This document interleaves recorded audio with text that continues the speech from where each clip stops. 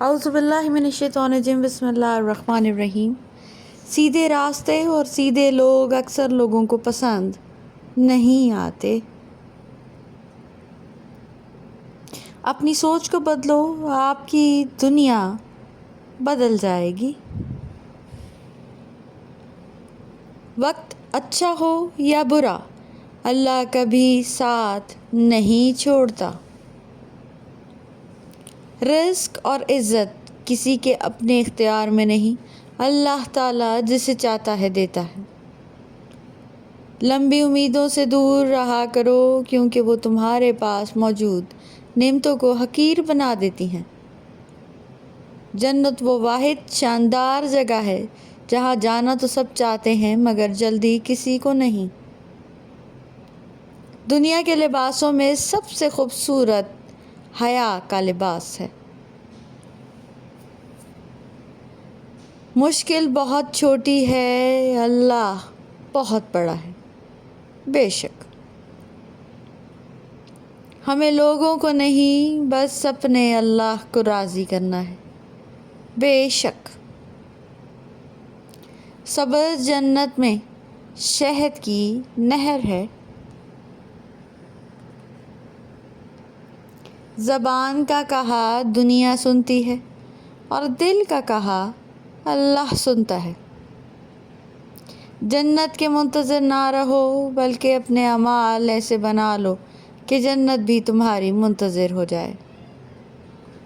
اچھا انسان وہ ہے جو کسی کا دیا دکھ تو بھلا دے، لیکن کسی کی دی ہوئی محبت کبھی نہ بھلائے۔ آسمان والے سے رابطے مضبوط ہوں تو زمین والے آپ کا کچھ نہیں بگاڑ سکتے۔ خیال کا پاکیزہ ہونا روح کی پاکیزگی کو ظاہر کرتا ہے۔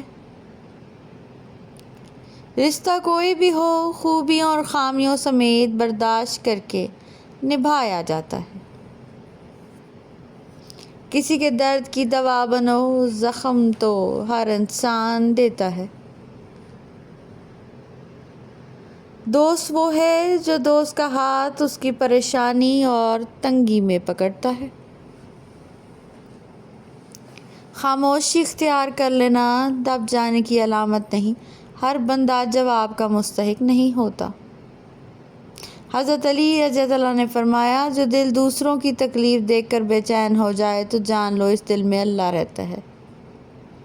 حضرت علی رضی اللہ عنہ نے ارشاد فرمایا، زیادہ سوچنا انسان کو ختم کر دیتا ہے، بس دعا کرو اور رب پر چھوڑ دو۔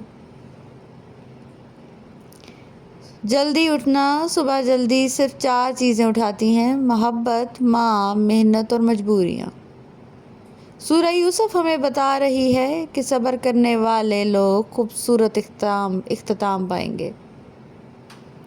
جو دل کے صاف ہوتے ہیں، لوگ غلط بھی انہیں سب سے زیادہ سمجھتے ہیں۔ مت پڑھا کرو اتنے غور سے میری تحریروں کو، کچھ یاد رہ گیا تو مجھے بھول نہیں پاؤ گے۔ لوگوں سے حسد کرنا چھوڑ دیں، عزتیں اللہ دیتا ہے، انسان نہیں۔ حضرت علی رضی اللہ عنہ نے فرمایا، خدا کے نزدیک کسی انسان کی عزت جتنی زیادہ ہوتی جاتی ہے، اس کا امتحان بھی اس قدر سخت ہوتا چلا جاتا ہے۔ ظلم اور والدین سے بدسلوکی 2 ایسے گناہ ہیں جن کی سزا اللہ دنیا میں ہی دے دیتا ہے۔ ہر کسی کو آپ کے بارے میں سب کچھ جاننے کا کوئی حق نہیں۔